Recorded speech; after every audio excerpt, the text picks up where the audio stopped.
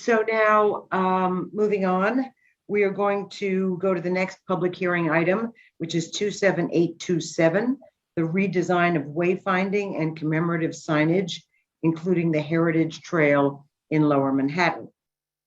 So per standard procedure, the applicants will give their presentation. We will then hear public testimony, which I gather we have, and then commissioners will ask questions, deliberate, and vote. So please proceed, whomever is. And just in case anyone's watching via YouTube right now and you would like to give testimony on this project, you can join the meeting now. And please also sign in. The form for signing in is in the video description below the video, as well as the instructions for joining us. Thank you. So Natalie, I believe I've given you control. There we go. And I believe Jessica Lappin will be giving an introduction. I will. Can you hear me? Can you see me? Yes. Great. I'm actually in City Hall Park, wishing I was in your beautiful offices.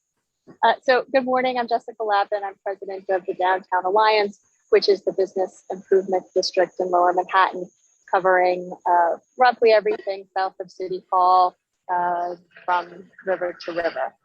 So I wanted to start with just some brief background on the Heritage Trail markers and application before Natalie goes into more detail about the project.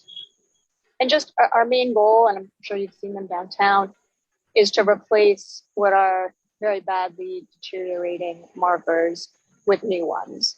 And while doing that, upgrade the smaller wayfinding plaques and orientation columns that are along Broadway.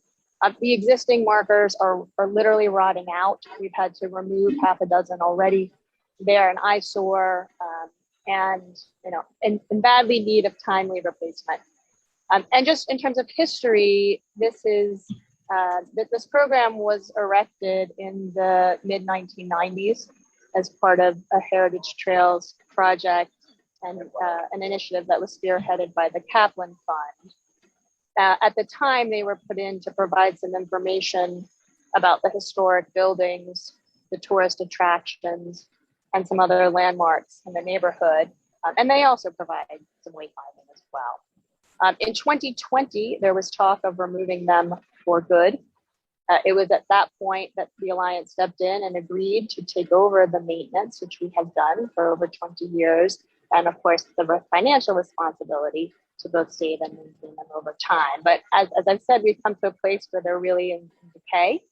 And just for public safety reasons, will need to be either replaced or removed. So we started a conversation with DOT quite some time ago, followed their direction in terms of the process that brought us to you today. Just to be clear, the existing locations have been approved by DOT, determined by DOT. Of course, adding any future locations involves its own lengthy, separate DOT approval process. The Alliance does not have the authority or discretion to do that. But again, based on DOT's guidance, we're seeking to replace them as essentially in kind as possible. That is what they requested of us, just using more durable materials. And of course, while replacing the hardware, we felt this was an opportune moment to take a look at the text and to update it to sort of more modernly and appropriately reflect some of the diverse history of the neighborhood. And of course, per your guidelines, we hired a historian who's reviewed and revised and improved the panels. I wanted to speak about her for a moment. This historian is a woman of color who is affiliated with the Museum of the City of New York. She has had access to their full range of experts. This lead historian, her name is Dr. Azra Dawood, is an internationally recognized expert on architecture and on the social history of New York City. Dr. Dawood is currently the Andrew Mellon Postdoc Curatorial Fellow at the Museum of the City of New York. You have her full CV in your packets today, but under her leadership, the revised panels have new content that more appropriately, we believe, reflect Black, immigrant, LGBTQ, and other diverse histories that were not previously included in the Heritage Trail markers. And as you know, the Museum of the City of New York has a very strong record of setting a very high bar for inclusive history by presenting underrepresented histories of the city through its exhibits and projects, and her work, I believe, reflects that. Third, we presented to the Community Board 1, multiple times, and we have incorporated almost all of their suggestions into the application. We appreciated their feedback, and they did pass a supportive resolution at the full board. And lastly, before I turn it over to Natalie, I just wanted to reiterate, we have been happy to be stewards of these markers because we believe they serve an important purpose to the public. We hope that you will strongly consider and approve our application, and certainly look forward to answering your questions. Natalie? Thank you, Jessica, and good morning, commissioners. I am Natalie Armstrong, Manager of Public Spaces and Streetscape at the Downtown Alliance. I'm happy to be here this morning, and I'd like to start the presentation by orienting you to the Downtown Alliance District and the general vicinity of the wayfinding signs in Lower Manhattan, as you can see here. This map shows the location of the 26 heritage trail markers, the 15 wayfinding plaques, and 5 orientation columns that are part of this application. The application is to replace existing markers only. Here are some photos to give you a visual of the 3 signs included. Apologies about the first photo. Seems there was a glitch, but you will see a wayfinding plaque shortly. The middle photo is an orientation column. There are 5 of these along Broadway from about Wall Street to Bowling Green. And then the last image is our Heritage Trail Marker sign. This is an example of what's out in the field. There are 21 of these that have a historical panel, as you see here, on one side, and on the back side is a Department of Transportation Walk NYC sign. And 5 of them do have double-sided historic panels on both sides. Here's a closer look at a wayfinding plaque that are located on Broadway near Wall Street and Exchange Place. And again, these are orientation columns that are located on Broadway at Rector Street and at Bowling Green. These are 2 examples of our heritage trail markers in the field. They are along Wall Street and Broad Street. The marker on the southeast corner actually had to be removed last year. We performed an emergency removal for public safety concerns since this marker had become unstable. Unfortunately, this has been occurring more and more often as the aging markers have fallen into disrepair. There is currently no marker at this location because the Alliance does not own any replacement signs. This leads me to my next slide, which portrays the marker's current conditions. They're now over 25 years old. The original structures are showing significant signs of aging and erosion. The bases tend to see the most erosion, as you can see here. This has caused some markers to be removed completely as a public safety issue. And also the method of applying the historical information and the maps happen via a stick-on decal, which is prone to peeling and causes frequent maintenance. Taking a look at our proposed heritage trail marker structure, you will see that the sign maintains the same look and feel as the original signs. There are a few maintenance upgrades I'd like to point out. The new signs have the ability to replace only the base, since that is the area that receives the most wear and damage. Additionally, the panels will be made out of high-pressure laminate material, which is graffiti resistant and provides a professional finish. This is a huge improvement from our current stick-on decals. The sign replacement proposal was an opportunity to also update the content of the historic panels. Our goal was to ensure that the panels represent a more inclusive and broader history of Lower Manhattan. While we are limited to specific locations, we've added content with relevant histories on Black, immigrants, LGBTQ, and other diverse histories that were not previously included on the original ones. Also, select photos have been updated to represent these inclusive histories or to replace low-quality images with high-resolution photos.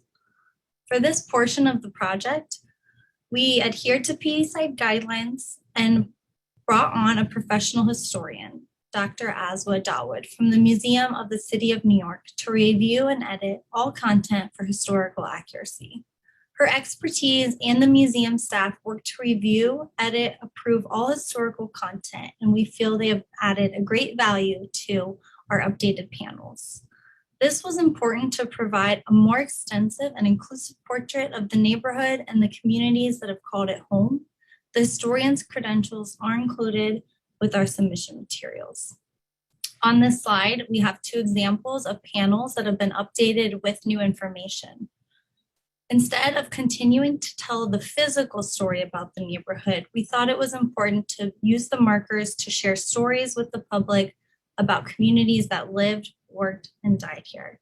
For example, Civic Center, Foley Square, has been updated to discuss the role it played in the unrest, racism, and criminal justice struggle from the 19th century to today. And on the New York Stock Exchange marker, a section was added highlighting the Tontine Coffee House, which once played a role in slavery. It was where slave ship masters would register enslaved Africans they brought over to sell at the nearby slave market located on Pearl Street and Wall Street. This gives you a picture of the original Heritage Trail marker that exists today and a rendering of an older version of a map. Similarly, here are the current wayfinding plaques and orientation columns. And this drawing shows our proposed Heritage Trail marker sign. As you can see, maintaining that original design, it is engineer approved. It also offers 2 mounting options, one being a surface mounted option and the second being a buried base in the cases where there is distinctive pavement. This slide shows the proposed updates for the wayfinding plaques, orientation columns, and the Heritage Trail marker storyboards. The wayfinding plaques and orientation columns are proposing minimal changes. We move the red bar to the top of the sign, which unifies signage throughout the district. The design has been modernized, but maintains a similar color scheme as the current signs. Here's a rendering of an original wayfinding plaque existing along Broadway today, and with our proposed changes. It's easy to see how minimal the updates proposed here are. And it is the same with an orientation column. The column has been altered slightly to match other signage in the district. And here's an update of the Heritage Trail marker rendering. It depicts the same look and feel, but with a contemporary refresh for the historic information. I'd like to point out a few other updates to the new Heritage Trail marker storyboard design. Many of these items are direct responses to the community board's suggestions. We changed the use of downtown to Lower Manhattan throughout the signs, and we use official historic names of nearby places and destinations. We reduced the size of our logo in the bottom right corner per the condition of the community board. The Alliance has also agreed to add a QR code to the storyboards and to develop and host a digital platform for Heritage Trail markers that will link to further information and nearby cultural institutions. The Alliance is allocating resources and funding for this platform, and we hope to have it available by the end of the year. Also at the top, again, the red bar unifies signage and it symbolizes the geography of Lower Manhattan. The markers maintain a similar color scheme and do have updated photos where appropriate. Next, I'd like to go through each updated Heritage Trail marker storyboard. In the interest of time, I'll move through these quickly, but they are all available in our application materials. We have Wall Street. 40 Wall and 48 Wall Street have a 2-sided storyboard. 55 Wall Street and 20 Exchange Place, 70 Pine Street, African Burial Ground, the American Stock Exchange, 28 Liberty, Civic Center, Foley Square, Stone Street Historic District, the Equitable Building, Federal Reserve, Chamber of Commerce, and Liberty Tower have a two-sided storyboard. Francis Tavern, Hanover Square, John Street Methodist Church, Wall and Broad Streets, Federal Hall National Memorial share a two-sided historical panel. Broad Street, New York Stock Exchange, Newspaper Row, 7 and 8 State Street, Siemens Church Institute, South Street Seaport Historic District, 1 Bowling Green and the Battery, William Bartham Jeweler Clock, Woolworth Building, Old Slip, Pace University, and Daily Tribune and Theater Alley. I hope this gives you an idea of the topics covered on the locations we are allowed to post our Heritage Trail Marker information. And this concludes our presentation. Thank you all for your time and consideration of this proposal to improve public safety, beautify the district, and ensure Lower Manhattan's story is told to generations to come. Commissioners, we are seeking your approval of this application and happy to answer any questions. Thank you very much. Thank you, Downtown Alliance. Carrie, I believe we have some testimony. Yes, we need to unmute. We have Todd Fine. Todd Fine's the first person on our list. You have 3 minutes. Yes. Now, first, I'm the president of the Washington Advocacy Group. I'd first like to say that it's inappropriate to discuss the erosion of the stanchions, which is not in the PDC jurisdictions. That is considered a replacement in kind under the DOT's liaison process. So your jurisdiction is only about the text and the design of the signs. Now, some of you may see the names, the advocates for the recognition of Little Syria and the history of abolition this morning and just think we are inveterate complainers trying to meddle in city business. However, the truth is that we actually supported this proposal over just a week ago until the texts were made public just last Wednesday, which is partially why it passed the community board. Of course, no one was thrilled that the historical signage of Lower Manhattan was going to be transformed into advertisements to promote the Downtown Alliance's new corporate branding of a red stripe, as I'm sure the Design Commission isn't either.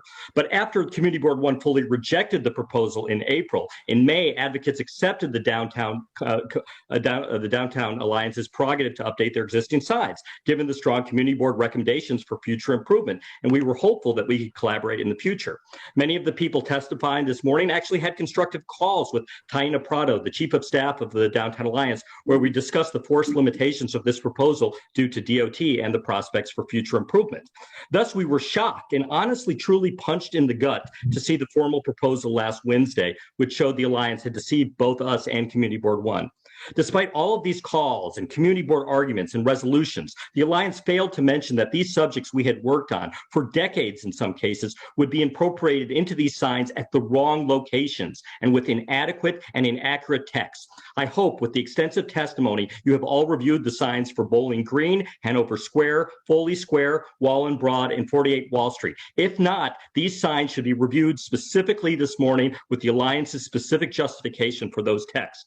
The Bowling Green one-sentence mention of Little Syria is inaccurate and inadequate. It's blocks away from the actual thoroughfares, and the language is totally different from what experts would propose. This was a grave insult, and if this proposal is approved, it will set back long-standing community efforts to tell stories related to Arab American heritage properly.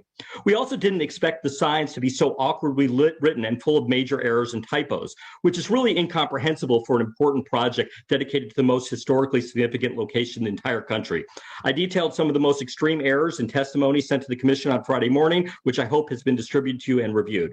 The Little Syria and the immigration history of the Lower West Side deserve their own Heritage Trail sign on Washington Street, as we've been patiently advocating for a decade now. Initially, the Alliance told CB1 that the problem was DOT was refusing to consider any new signs, as they told you again this morning. But we've learned this is false. And the reasoning is the Alliance simply doesn't want to do it and is content to maintain a network that continues to exclude almost all history west of Broadway, frankly, in a discriminatory way, especially the immigrant neighborhoods destroyed for transportation to build the Battery Tunnel. With the Alliance's disrespectful commitment to ignore the Community Board's resolution on this matter, we advanced the full critique. This item should be tabled. They're black and white photos. The text isn't legible. It's badly written, wordy. Please do serious review of the actual text this morning. Thank you. Thank you. Lily Murad? Mute. Hello, am I unmuted? Yes. Hi, I would like to say, that my grandparents came over and raised families on Washington Street. I'm a tour guide. I give tours of that area. And all my pictures, all the letters from my uncles serving in the South Pacific have the address of 42 Washington Street and the tenement that my mother and her family and her family's family all grew up in. I would greatly appreciate that you would give a lot more consideration to giving the signage, its comeuppance, basically what it really deserves. It really is a phenomenal community that did exist. And that's all I'd like to say, is that I would like to think we could maybe do a little bit better than from what I understand, just a few lines about the community. It does deserve its own signage for the street. Thank you very much. Thank you. And the next person is Arthur Piccolo. Good morning, Commissioners. Am I on? Yes, go ahead. Good morning, Commissioners. I submitted to each of you, both at the Commission, and I tried to reach you individually with my 7-page report. I was on. Now I just got. Hello? Sorry, go ahead. Hi, Commissioners. I submitted a 7-page report to all of you late last week, strongly urging you to reject this proposal. As I point out in my statement, how you respond to this proposal is far more important to PDC, its mandate, and the city than it might appear to some. It is an historic opportunity for PDC to set a necessary standard for New York City and do much more to create a far better streetscape and city post-COVID-19. As far as DOT's support for this proposal, let's put that in perspective. DOT simply passed judgment on what was submitted to them by the Alliance. Their review had to do with the structural integrity of the signage and that it meted certain streetscape requirements in the city. They did not pass judgment on the contents of these signs, as the Alliance would like you to believe.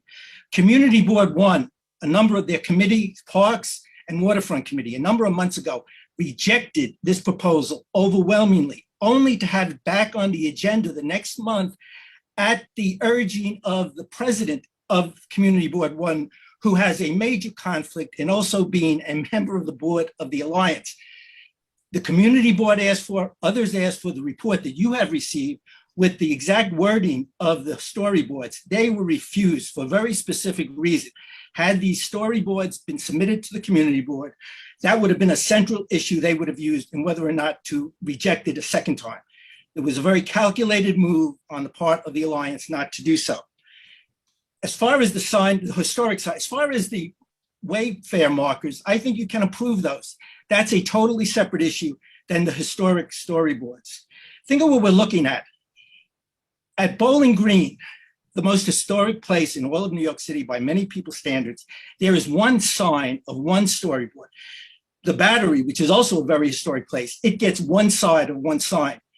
That storyboard placed in front of the Custom House, all the way up to Broadway, past Wall Street, there is not a single other storyboard.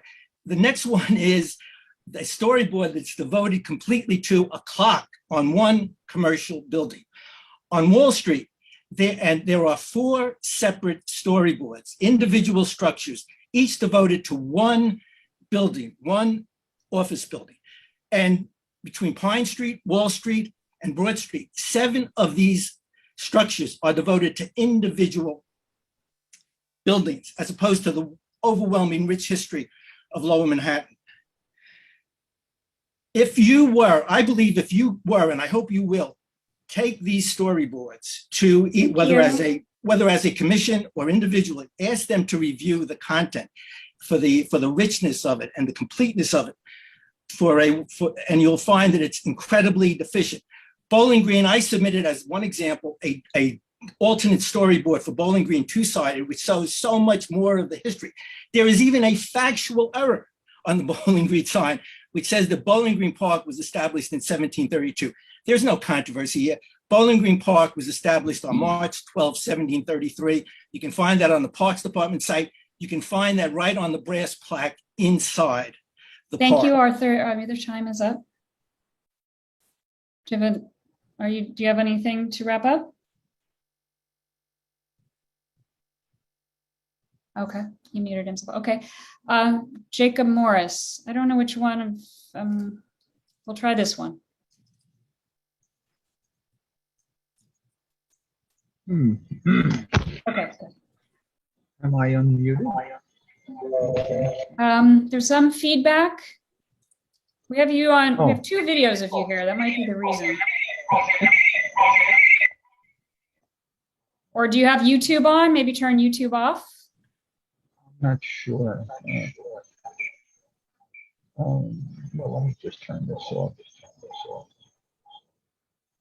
Okay. I hope I don't run out of time. Okay. Am I okay right now? I think that's working. Hello? Yes. Can you hear me okay? Yes. Maybe speak up a little bit more, but go ahead. Hello? Hello? Yes, we can hear you. Oh, good. Okay. All right. I hope this didn't kill my time. Okay.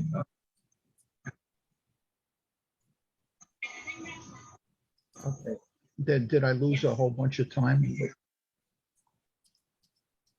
Please go ahead.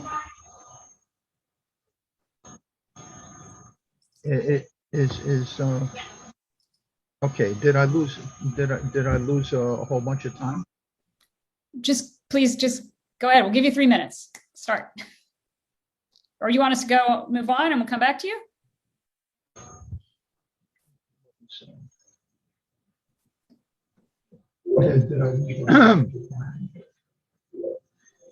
Okay. I'm going to ask the commission. Oh my goodness.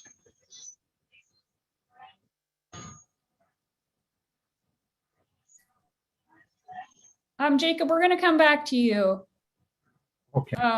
Okay, let's, the next person we have is Adrian Sosin, who I do not see, but if my staff can find, sorry, I'm scanning. I do not see Adrian Sosin. Okay. How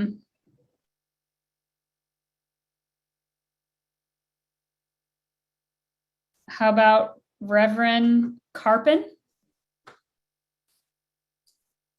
I think Reverend Carpin may have signed up for the Roosevelt Monument. Oh, sorry. Okay. Mariama James is here.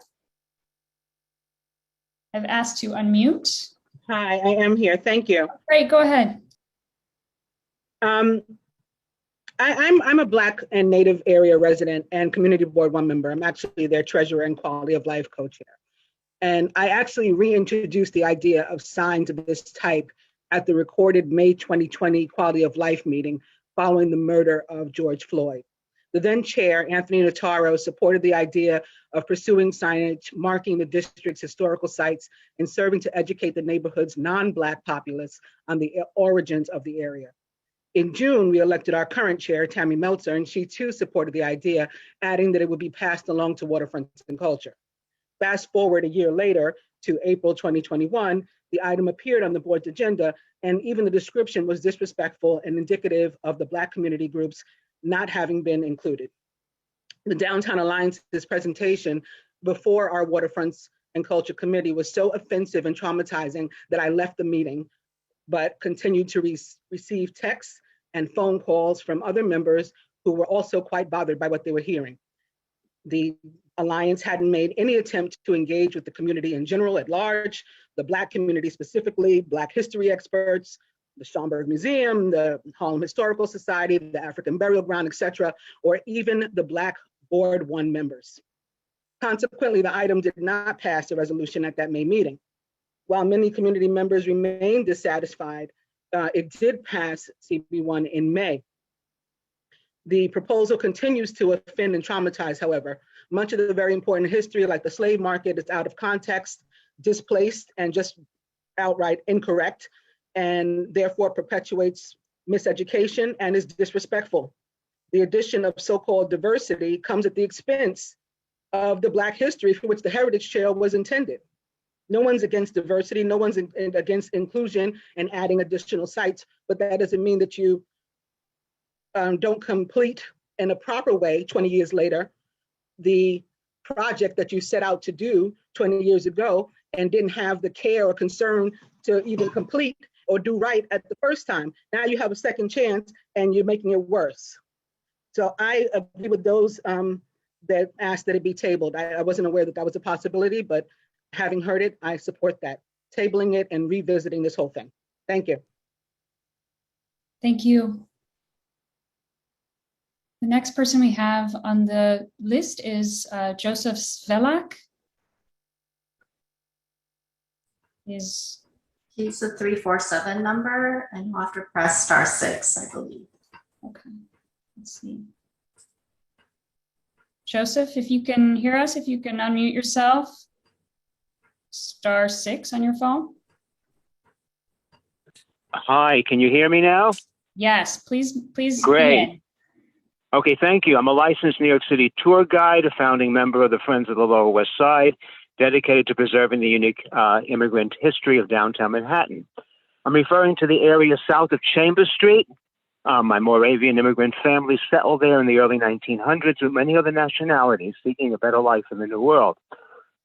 In my over 70-some years of walking these streets, I've seen about a third of Lower Manhattan below Chambers Street disappear, with major eminent domain actions displacing thousands of working class residents and hundreds of their businesses. These various immigrant groups and their descendants lived in remaining converted federal townhouses and tenements, mostly along the waterfronts from the Brooklyn Bridge down to State Street, and then up from Battery Park to the World Trade Center site. Over time, their homes were also being replaced by commercial development. The area north of Battery Park and to the west of Broadway, up to the current World Trade Center site, was also known as Little Syria, for its Middle Eastern population of Arabs, Greeks, and Armenians. By the 1880s, they would integrate the Lower West Side area, where from 1840s on, waves of Irish and Germans had settled. By the early 1900s, the area now had a Slavic majority, mostly Slovaks, Russians, Poles, Ukrainians, and others coming from the former Austro-Hungarian Empire. A 1917 survey counted 27 nationalities living in the small, unique, vibrant community, many walking to work in the service industries of the financial district or the commercial waterfront industries.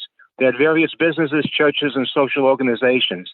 I refer you to the websites of the Friends of the Lower West Side and Washington Street Historical Society for books, documentaries, and oral histories of this mostly forgotten neighborhood. Their heritage of tolerance and integration over a century ago is a lesson for all of us.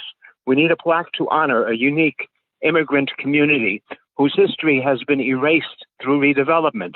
One misleading sign about Little Syria isn't enough, okay? There seems to be no social justice when government actions destroy viable working-class neighborhoods, and now government-funded organizations don't at least preserve its unique history. The redoing of heritage trail signs should now include one in an appropriate place on Washington Street, in particular near the former Syrian church, to honor this unique history. Community Board 1 passed a resolution to this effect in 2013. We are still patiently waiting. If anyone would like a free 2-hour walk about New York City's most historic, diverse, old immigrant neighborhood, send me an email, Joe Svelak, JoeSvehlak @live.com. Be happy to show you around. Thank you for your upgrading the signs. I think they need a lot of extra upgrading in terms of content and placement. I look forward to working with you on representing this little-known important immigrant history of Lower Manhattan. Thank you. Thank you. Now we're going to try Jacob Morris again. I see he's in a different different format here. Sorry. Okay. Go ahead. Am I okay now? Yes, great. Oh, good. Okay. Sometimes simpler is better. Okay, I'm going to ask that the commission table this proposal by the Downtown Alliance. And I'm going to ask that they do it one of two ways, that you just table it for resubmission by the Alliance to fix major bad history, which, if approved in the current design proposal, will embarrass the Public Design Commission, because, you know, this signage is going to last for at least 25 years, and it's going to be viewed by millions of people. And what you have is, you know, you have a deceptive and duplicitous and manipulation of the process by the design, by the Downtown Alliance. And the Downtown Alliance is not alone in the way they manipulate the process, and even manipulate you, the Public Design Commission.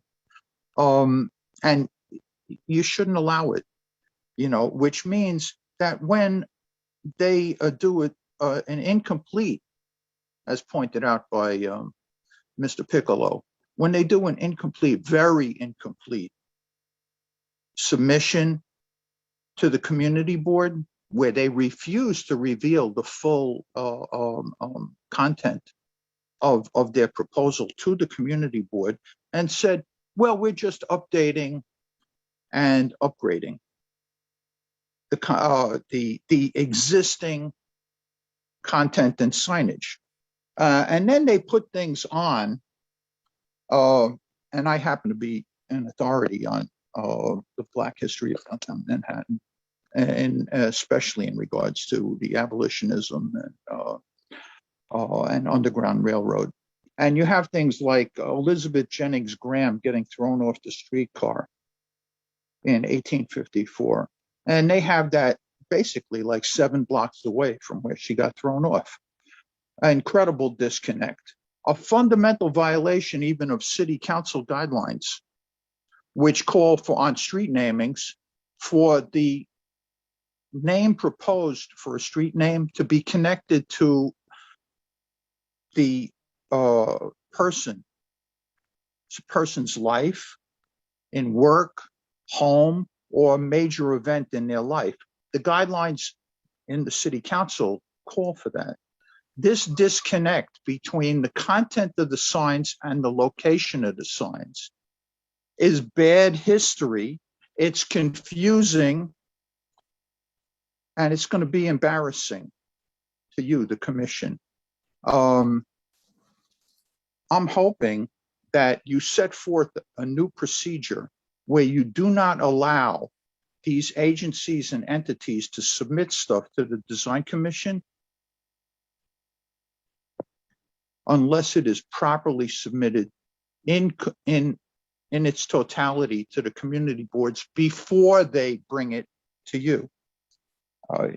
You guys know as well as anybody that they do, you know, like fast submissions, like 1 or 2 days before, and then they. Thank you, Jacob. Your on your time's up. calendar. Do not allow this in the future, please. Thank you. Thank you.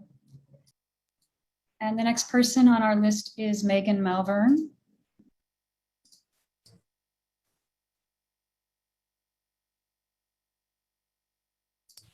Hi, everyone. Thank you. You have 3 minutes. I'd just like to point out to the commissioners that when people walk down the streets and see these signs, this will be fact for people who are reading them for the first time.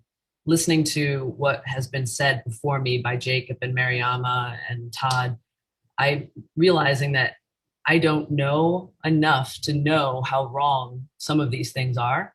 And I just want to point that out, that I think that's a huge obligation for the commission to remember that you are writing down history that people will look at as fact. And so I think that we should go the extra mile and make sure that it is really reflective of what actually happened. I just wanted to point out that the designs break with the original and well-known look that follow long established the circle around the eye. That's a New York City like standard. When you're looking for a subway and you look up and you see that circle, that means information, that means direction. That is New York City at its like core. And I think the rebranding to the square is exactly that. It's rebranding for the Downtown Alliance, which I think is already prominently displayed in the lower right-hand corner. And I also think that it is rebranding with the red banner on the top.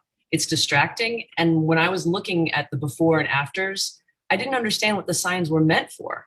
The befores very clearly say, explore Lower Manhattan. That's what brings you in, and that's what makes you understand that you're about to learn something. The explore Lower Manhattan is T9C and obscured by the big glaring red line on the top that clearly is just another history, like another rebranding of the Alliance with their red line. The contents of the sign should be put up for review with CB1, enhance the connections to the real downtown that these people and places know. There are mistakes and omissions that CB1 and Black history experts of Lower Manhattan have already pointed out, and they need to be fact-checked and really changed. I just want to point out that I think to recap, the content of the sign should be reviewed. The circle, it should remain a circle around the eye because that's iconic New York. And what it is as a subject line should be prominently displayed, explore Lower Manhattan. The obnoxious red bar, I think, is distracting. And I think that all of these thoughts should be brought into consideration and that the whole thing should be tabled and redesigned and brought back. Thank you very much for your time and your consideration. Thank you. The next person is Virginia Stotts.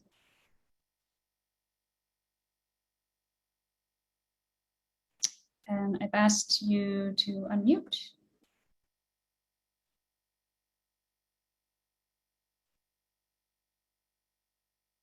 Virginia, you can start.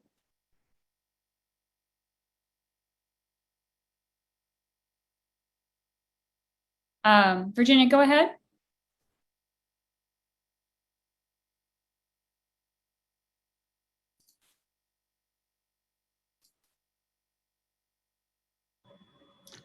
We can't hear you for some reason. It might be your microphone.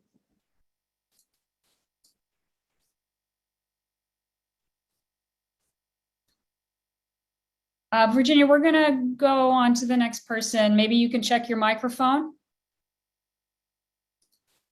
Okay, Stacy Hub.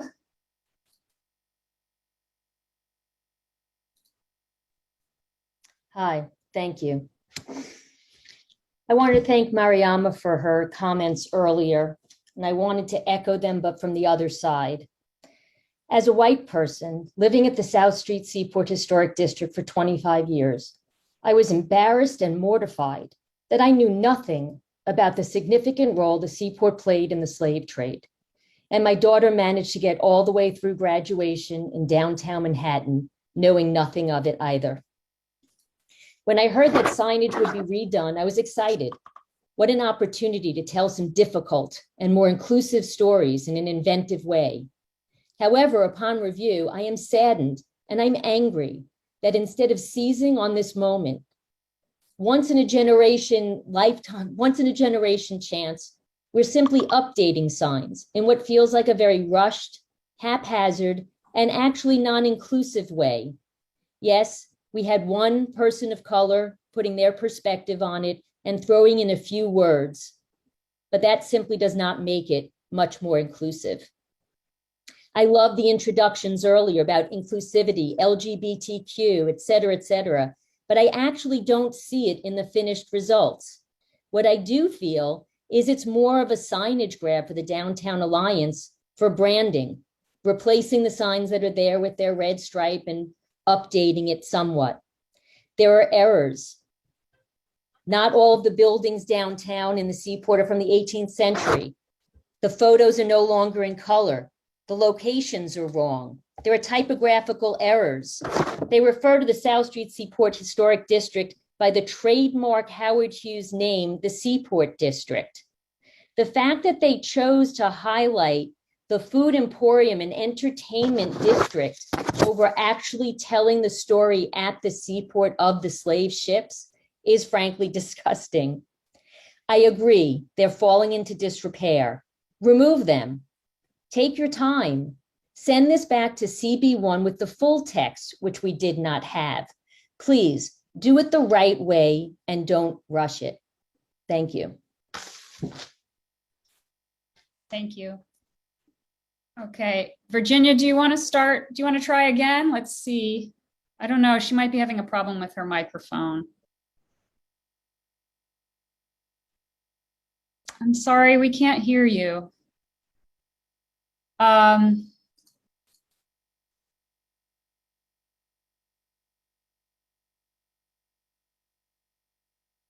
So I do see that, Virginia, I'm sorry we can't hear you, but I see that in the form you did say that you're in favor of rewording and the correction of sign proposed for Bowling Green and or additional sign to be placed in a more appropriate spot to commemorate the area of Little Syria. Is that, okay, I'm sorry, your microphone isn't working. Okay, we'll put that for the record. We have that. Okay, thank you. Let's see. Sorry. We have Adrian Sosin and Al Cohen, but they are not here as far as I can see. So that is it for, sorry, I'm just scanning the room. Okay. Okay, Signe, I believe we're done with public testimony. Sorry. Is Richard Bro a potential person who wants to speak? Had he signed up? No, but I see I just asked him to unmute. Okay. Richard, did you want to testify? Yes, please. Okay, go ahead. My apologies. Sorry, I'm in a public space. So, hello, my name is Richard Bro, and I'm an associate professor of ethnic studies at the University of Wisconsin-La Crosse. I am speaking before this committee today to say that proposed new signage network in Lower Manhattan has been hastily put together and full of errors, inaccuracies, and glaring omissions. I am asking the Public Design Committee to table the current proposed signage and consider the work of proper experts to create additional signage highlighting the social importance of neighborhoods like Lower Manhattan's Little Syria or the Syrian Colony, once centered around Washington Street from Battery Place North to Liberty Street. This neighborhood is currently represented by 3 buildings: the facade of St. George's Syrian Melkite Catholic Church, a tenement, and the downtown community house.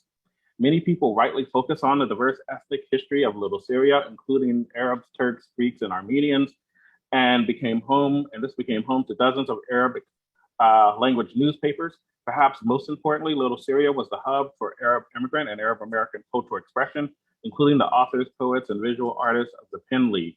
The Pen League members included the likes of Khalil Gibran, Amin Rahani, Mikhail Naimi, and Nasiba Arida. The cultural output of the Pen League members is only one aspect of life that could and should be highlighted on properly researched and more carefully conceived signage. Indeed, Washington Street became home to 3 Arabic language phonograph record labels or companies, including Abraham J. Maqsood Records, Alexander Malouf's Malouf Records, and Farid Alam Al-Din's Alam Phone Records. I have been fortunate enough to be one of several historians and ethnomusicologists working to help preserve the voices and stories of Arab Americans who sang and spoke of love, loss, home, humor, God, and country, the ones these individuals left in a collapsing Ottoman Empire, and the one to which they arrived, the United States of America. Musicians and business people like Alexander Malouf had one of his compositions adopted by several school boards across the US to be sung at patriotic assemblies in our public schools and considered to become the US national anthem between 1912 and 1923. Fred Alam, who founded his record company at 81 Washington in the late 1930s, was among those Arab Americans displaced by the Brooklyn Battery Tunnel construction, and like many residents of Little Syria, had to transplant his operation to Brooklyn Syrian neighborhood, where it produced hundreds of records through 1961. During World War II, the US State Department contracted Alam Phone Records to provide music for the Voice of America radio program. The Arabic service program ran from 1942 to 1945. Alum also encouraged Arab Americans, some 16,000, to buy war bonds and support the Allied Forces V campaign. These are important stories which cannot be reduced to a single sentence on the current proposed signage. To conclude, a sign with one sentence at Bowling Green is inaccurate in terms of its reference to the location of Little Syria and is not sufficient for the vast important history of the Syrian Quarter and the Lower West Side as a whole. We ask that the Public Design Commission table the overall approval of the project until this matter can be resolved. Thank you very much for having me, and thank you very much for recognizing me and allowing me to speak. Thank you. And we have, I think, one more person named Esther. Yes, can you hear me? Yes, go ahead. Hi. I thought I applied to speak and apparently my name wasn't on there. I just want to point out that 20 plus years ago when these signs were first put up, the Lower West Side was entirely overlooked. I don't know who made those decisions, but they were totally misguided, as everyone here has already testified. I think there needs to be more money in this budget. There needs to be more time. They need to add signage where appropriate, and they need to change text where appropriate, and it needs approval by the community board. The community board has supported signage for the Lower West Side, AKA Little Syria, in the past, and that should be respected. We should not have to apply ourselves, as was suggested. That's a lot of work on our part. We're volunteers. We shouldn't have to do that. The Downtown Alliance should take that on. And there needs to be, if they're trying to do it quickly and cheaply, which to me, that's what it seems like, they need to maybe put more money in the budget and get it done properly. That's all I have to say. Thank you. Okay, thank you. And it does look like that concludes our testimony, Signe. Thank you, members of the public. That was very informative and helpful. I believe that there are several commissioners who'd like to give some opinions, maybe questions. Please begin, whoever would like to start. I'll start. Thank you for the presentation. Also, really, especially thank you to the members who testified here, who took the time to come and speak to us. I think that you presented very intelligent and heartfelt testimony today, and I concur with much of it. I agree that we need proper experts, and no offense to Ms. Daywood, I feel that there's a responsibility of the Downtown Alliance to put, as was said, more time and more resources towards this project. I think what was submitted, the group that had the 10 reasons to rethink the Downtown Alliance historical signage, the Washington Street Advocacy Group, had some great critical points that we will take to heart, or I will take to heart. I speak as an individual here, and I concur with those points. Other commissioners? Signe, I'd like to speak. Yes, please, Deborah. This last year has shown us that we all need to tell our own stories. If nothing else, that the year has shown us that. And so I agree that this project needs to be sent back. There need to be additional historians, and it should be a collaborative process. Perhaps the Downtown Alliance can seek input from those who speak authentically to the stories that are being told, like the Schomburg Center or the Museum of the American Indian, as just two examples. And so would recommend that this going forward be rethought as a more collaborative process, and that I would offer that PDC should review the text after the Alliance has revisited this with additional input from those who speak authentically to the stories that are being told. Thank you, Deborah. Anyone else? Any other commissioners care to speak up? Ken said? Yes, I'd like to chime in that I did not read all of the signposts, and the ones that I did read, I was deeply saddened. And so I think, we can do a lot better. And I mean, it hurts as people of color to see your history constantly either overlooked or functionally not presented. And I think fundamentally, I work as an artist, and I present work about Revolutionary era New York. And, New York is a slave state. 10% of the population was enslaved in 1776. It's a lot of slavery. And all of that is in this area.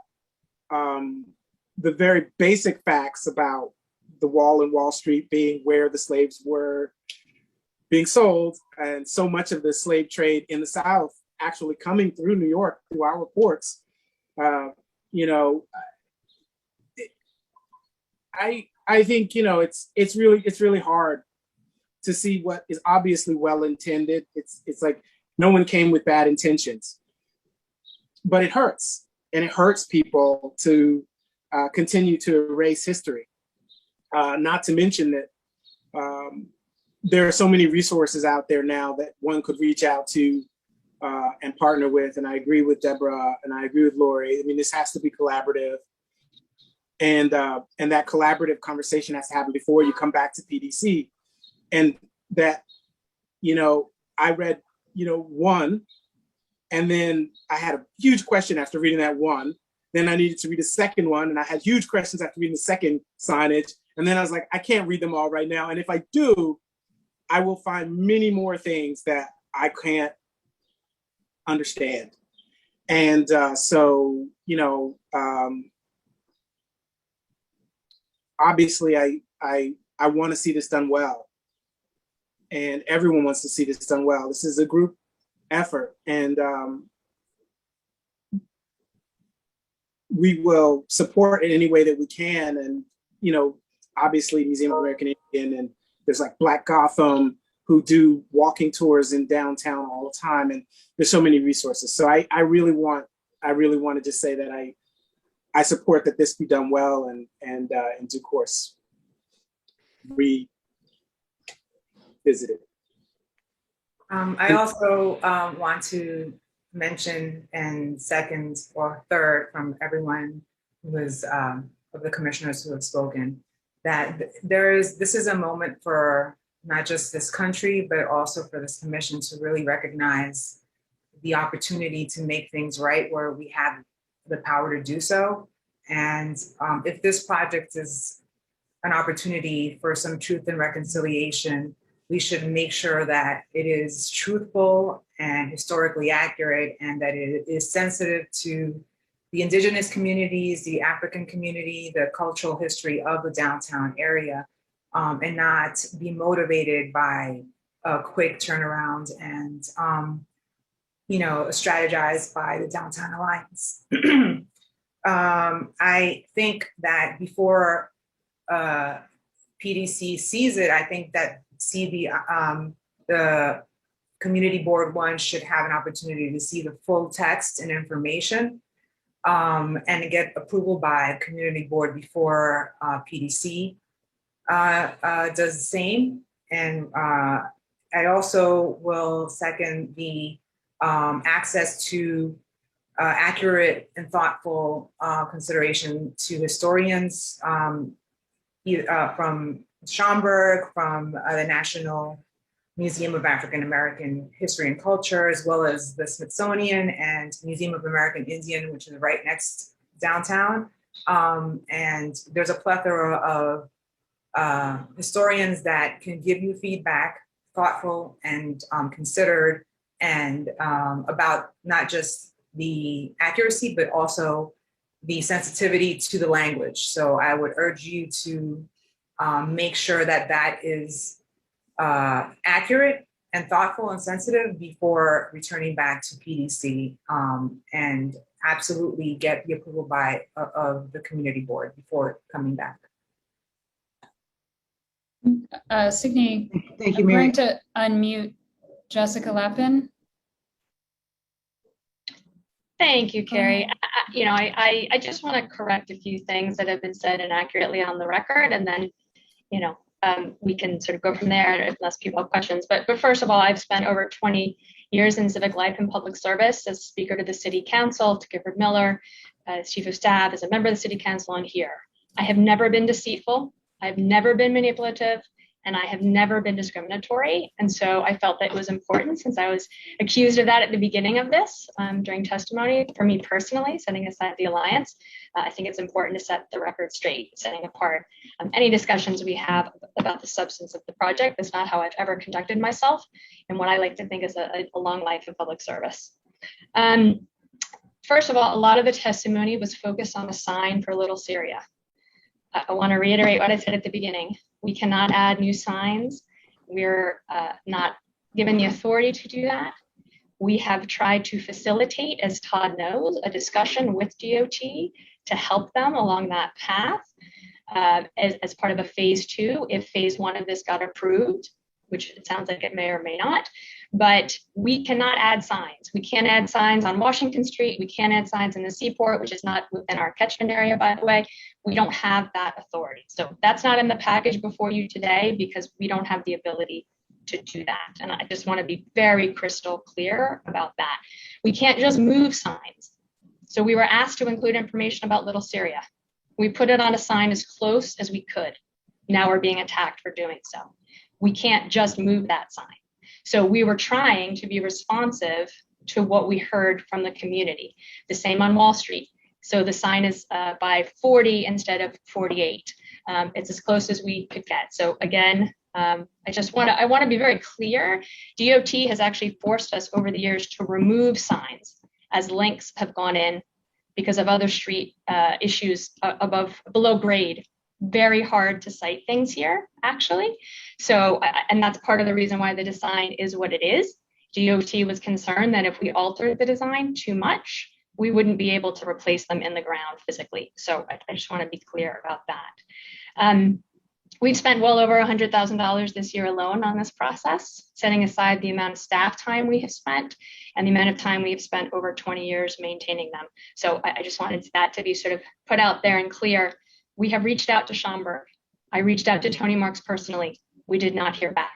Vis-a-vis Black Gotham experience, as you may or may not know, we've worked with Kamau. In fact, for Black History Month, we did an extensive series with him that is online, that was podcast, that we're actually quite proud of.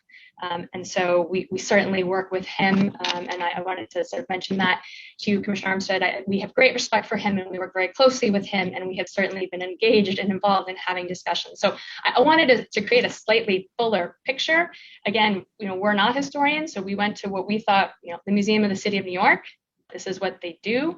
And this woman is an internationally renowned scholar, and we take her work quite to heart. So, I mean, there are many other sort of points, and I did also want to close by saying CB1 did approve this. There was back and forth, which I thought was good.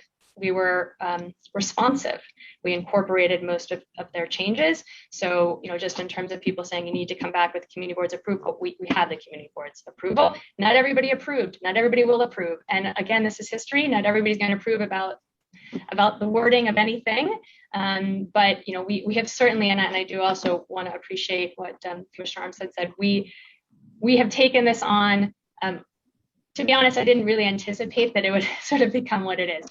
We took these over 25 years ago to be nice stewards. We have debated what to do about them over the years. It costs us money and time. The city has forced us to take them out one by one, even before they started falling apart. So it's sort of where we are. We have made our best effort. We've tried hard, and at some point, that's sort of where we're at. We thought we were doing a nice thing, so that's where we are. Thank you, Jessica. Phil, did you want to say something?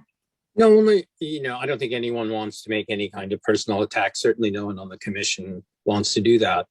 But I mean, it's clear from both the people we heard from in the public and from the really incredibly personal and heartfelt sentiments expressed by the commissioners that for whatever reason, this is simply an unsuccessful proposal. It doesn't do what it's supposed to do. It is more hurtful than helpful. It has flaws in both the design of the signs themselves, the change in sort of logo from citywide to bid logo. It contains too many errors of fact to be endorsed by a public body such as ours, which is ultimately responsible for approval of public signs and monuments. And then, you know, the process itself was, whether relevant to us or not, seemingly deeply flawed. Whether it was approved by the community board, certainly there was enough articulation that the community board didn't have all of the facts and the language of the specific signs. I mean, the fact that you can't add signs, I understand is problematic, but that's a problem. And it has to be addressed and embraced. And you may have to go back to DOT and say, we're not going to remain stewards of these signs unless we can make them what they should be. And that's really all we're asking for. We're asking for a higher level of sensitivity, inclusivity, positivity about what's in front of the public, which is what is the Public Design Commission's responsibility. And it may be a good try, but unfortunately, from at least my perspective, it's not a successful try. And therefore, I can do nothing but vote negatively, because I think it needs to be rethought and reworked in a way that embraces and responds more clearly to much of what you've heard today. Thank you, Phil. Are there any other commissioners who'd like to speak up? I just wanted to add one more thing, and I thought I highlighted, and I'd like to highlight again that I think this was done with the very best of intentions, and that is really what is most hurtful when things are done. It's clearly not personal, but it is, you know, regardless of the fact that it was done with great intentions, it is quite hurtful. So I just want to reemphasize that I think that this was brought to the table in the most genuine way to do well for people, but it has not. Thank you, Ms. Lippin. And also, we should just consider this as a moment, like Sydney said, to do it the right way and to represent it in a way where all people have an opportunity to step up to the plate and do the best for the city, because it is going to be a generational post that's going to be seen by not just local communities, by international people who come and visit. And it would be really horrible to have this be a not just local marker, but historical marker for people abroad who may come to it and then say, well, this is not historically accurate. This is not the whole story. And then, you know, we look like we don't know what we're doing. And I'm not able to accept something like that. I will attempt to summarize. I'm torn between whether we should reject or table this proposal. There's a side of me that would like to reject it for a variety of reasons. One, essentially to urge DOT and the Downtown Alliance to think more carefully about the location of these signs. They, looking at that plan, and this is the historic markers, not the information signs. Looking at that plan, they're rather limited to Broadway and Broad Street, which really doesn't tell the history of Lower Manhattan. And I would also say that I was quite appalled in the statement that you made that you've left out Native Americans who were here before any people of any other color showed up. And the lack of even identifying places of significance to Native Americans, I think, is a real oversight. So that said, I would like to reject it on the basis of the fact that we need to rethink the location of signs, the number of signs, the stories that are being told, where they're being told, and about what they are being told. And maybe at the end of the day, maybe this isn't the right thing to do, but we are at a pivotal moment in our history where many white people have come to understand that history is not being told accurately. How are we going to rewrite history? How are we going to tell these stories in a convincing, truthful, honest way that helps rewrite the wrongs? That's RIGHT, rewrite the wrongs. It's a very, very difficult challenge. We each have to apply ourselves to this, no matter what we do. I'm a professor as well, so this is something that consumes me, and so it's not something to be rushed into. I completely concur with everyone who said this should not be rushed into. I mean, I'm sure that there is a motivation on your part, the Downtown Alliance. The signs are falling apart. They're hazards.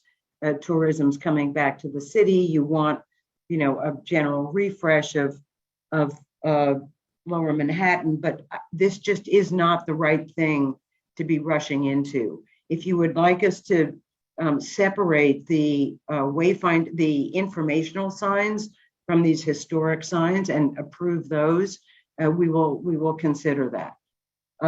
But I guess I have to look to our executive director as to whether it is whether we reject or table. As I said, my motivation to reject is a very, very serious, as I believe all of the commissioners who have spoken have said, as well as members of the public, that this isn't just change a couple words here and there. So, Carrie, what is the implication of rejecting versus tabling to the applicant? You'd think I'd know this after this many years, but I don't. Well, I think for tabling, typically we table when we're not kind of prejudiced against it being resubmitted, of course, with conditions. As you've noted, rejection is a bit stronger. I'm not sure that I'm hearing that people don't want any of these signs, but they do support, kind of more research and more consultation with a broader base of historians and kind of broader inclusivity. And so it's not that you're, it sounds like a table with, with openness for resubmission with certain conditions. I do also think it would be, it seems, if commissioners agree, we could separate out the wayfinding, the columns and the light pole, if you want to, from the heritage trail aspect of it, if that's helpful. Well, I think that should come back as a standalone proposition. Mm-hmm. But my feeling is it goes beyond just us. Some of us feeling that these signs are okay if they're written much more collaboratively, intelligently, and historically mm-hmm. accurately. I'm opposed to them because they're not in the right place, and that we can't tell these stories properly if the sign is on Broadway. How are we going to, it just doesn't make sense. How are we telling stories about Native Americans? How are we telling stories about Little Syria? How are we telling stories about the South Street Seaport when the sign is in the wrong place? So that's one of the reasons that I'm highly agitated. Ethel, I agree did you with want to say Sydney. something? Oh, sorry, Mary. I just said I agree with Sydney. I think it's I would vote to reject the project, to revisit location and design, as well as content and sensitivity to communities, the original communities, as well as the African communities and local communities that lived in the area. Ethel? Can you hear me? Is that okay? Yeah. I did not plan to speak because all my colleagues I'm sorry, is that not working? Yeah, okay. All my colleagues were completely correct and passionate, and I agreed. Until now, I to add that the role of DOT, as narrated here, is one that has not been helping us to understand, helping the process, does not appear to be clear, and we need to have the veto things. That's what we heard from Jessica. This does not work if you're doing something for the entire district and they are vetoing in ways that are not clear and going against these other extremely important, passionate, and rational objections from so many people and from my colleagues. So I would want to I would reject and include that there has to be a collaboration and understanding with DOT as well as to location, size, and all the rest of it. Thank you, Ethel. Actually, Nick, our liaison at DOT, would like to say something about that. Hi, yeah, can everybody hear me? Is this okay? Great. And thank you, Commissioner Sheffer. I appreciate that concern. I do want to be very clear, and I've stated this at the community board, I've stated this a couple times. DOT is an agency. We do not design, fabricate, install, or maintain historic signage, right? That is not something that, as a mandate, as an agency, we have the capacity to do. However, we are happy to review and take through the process, the appropriate approval process, proposals that come before us. So I think if there is a proposal from any group throughout the city, right, whether it's Lower Manhattan, Brooklyn, Queens, we do take that very seriously, and we are happy to look at all of the various constraints. DOT's interest is, of course, very much in public safety and ensuring that the sign meets our criteria from a siting perspective, and that there is ultimately a group that is responsible for the maintenance of those signs, right? From there, then we obviously advise on the remainder of the process, going through the community board, going through the design commission or landmarks, depending on where the signs are being proposed. So with that said, again, I think we are happy to review a revised proposal. We are happy to look at alternate locations. I think we were very much supportive of ADNY's proposal here, given the deterioration of the current signs. I think there's very much a demonstrated need to address those that exist. I think obviously, as Jessica had mentioned, there are a lot of siting constraints in Lower Manhattan that makes installing signs very difficult. That said, again, we're happy to look at additional locations. We're happy to review that and see what is feasible. I think the agency takes that responsibility very seriously, and again, have no issue in doing that. We don't have the capacity, obviously, to design or install or maintain those kinds of signs. So we do very much rely on other entities, community groups, to bring these kinds of proposals to us, and we want to make sure that we're evaluating them and making sure that there's something that could be successful for the long term, and obviously relying very much on this process also to have these kinds of dialogues. So I hope that clarifies, at least to some extent, the agency's role and where we've been. That's very helpful, Nick. I mean, it may be the Downtown Alliance mentioned at some point during the presentation that the QR code would be hopefully providing additional information in the future. I mean, it may be that the best thing to do is to put a marker with a QR code and have this richer history, which is very hard to write and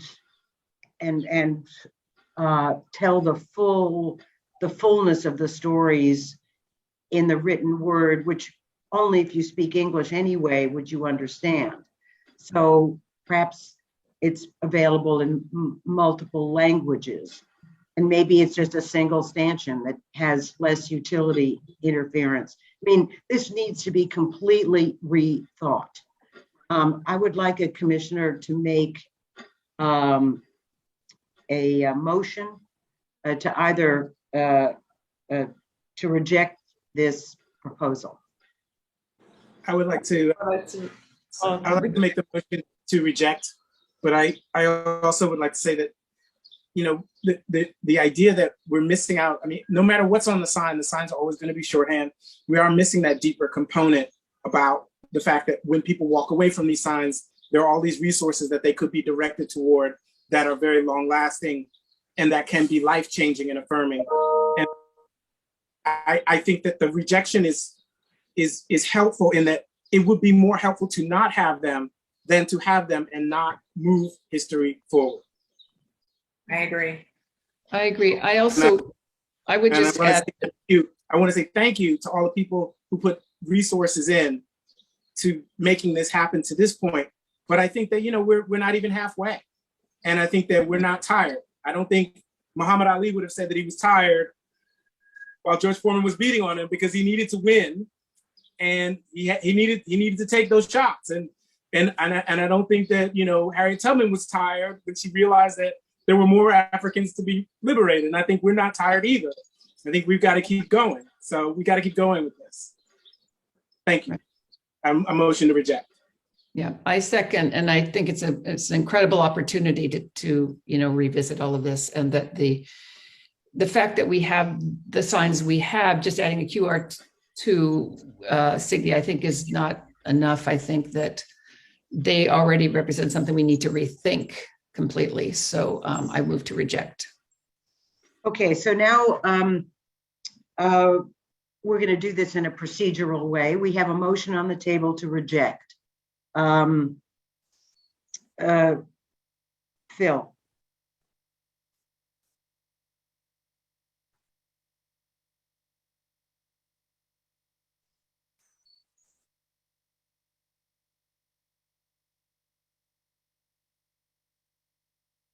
Oops. Yeah, I approve to reject. Ken Seth. I reject. Lori. Reject. Deborah. Reject, and I want to just offer the idea to the Alliance and to DOT and others who are working on whatever the next iteration of this might be, that it could be thought of, as you suggested, Signy, completely rethought from the ground up, with access to deeper stories, and potentially thought of as a prototype, so that it can be iterative and maybe reconceived as something that needs to be tried in different ways over time. But yes, vote to reject. Karen. Vote to reject. Ethel. To reject. Meryl, she's still here. Yep, I'm here. Yeah, great. I want to say I vote to reject, but there's a caveat here. I don't want to dismiss the work that has been done to this point and have people ascribe bad motivation to it, right? So I think to go back at it with a wider lens and a deeper dive is a really important message for this group to send. And is for those reasons that I reject it. I am not insulting the people who put it forward, right? But I am understanding that a wider lens, deeper dive is needed with more expertise. Thank you, Meryl. Mary? I move to reject and hope that there's a greater consideration to the original people of this land, and that their history and inclusion be really considered properly and thoughtfully. Thank you, and I also reject. And I'll just reiterate my personal add-on here, which has to do with the location of the signs and therefore the stories that can be told. And that was very gracious of Meryl to say what she did, and I think we all concur that this is not to be taken as a slap in the face, but really an opportunity to a rare opportunity that to think about how history should be told, and that so much of history has been half told or even not told correctly. So, but again, if your organization would like to separate out the other signs, speak to the staff, and we will help push that forward. Thank you.